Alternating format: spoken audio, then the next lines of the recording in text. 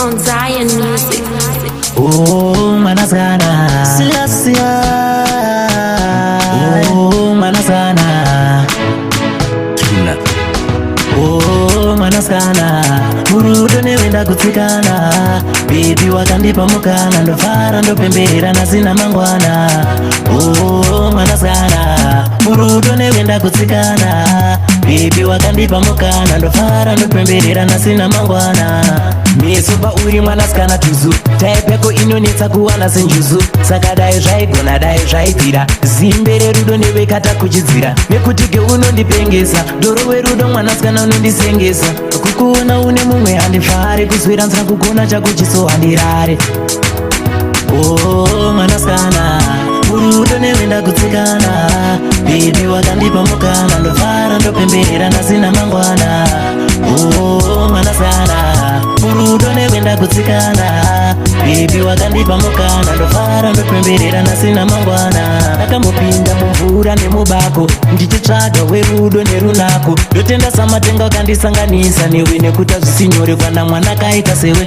Ndatapirirwa mwanasikana funge nezvauri zvekusvikuyemura rako tsimba nemumvuri. Ndashanza mhizha wangu wose neomari kuti unyatsopombonoka gekuti ufare. Oh, mwanasikana murudo newenda kutsikana. Baby wakandipa mukana. Ndofara ndopembera na sina mangwana.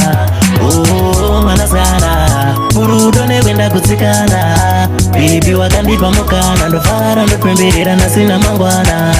Mesopa uri mwanasikana tuzu. Taipeko inonetsa kuwana senjuzu. Saka dai zvaigona dai zvaipira.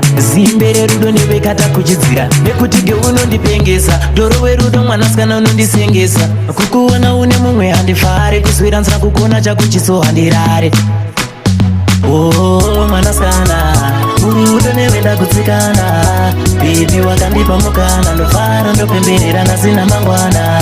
Oh, mwanasikana murudo newenda kutsikana. Baby wakandipa mukana. Ndofara ndopembera na sina mangwana. Ndakambopinda mumvura nemubako ndichitsvaga werudo nerunako. Ndotenda samatenga wakandisanganisa newe nekuta zvisinyore kana mwana kaita sewe. Ndatapirirwa mwanasikana funge nezvauri zvekusvikuyemura rako tsimba nemumvuri. Ndashanza mhizha wangu wose neomari kuti unyatsopombonoka gekuti ufare. Oh, mwanasikana murudo newenda kutsikana.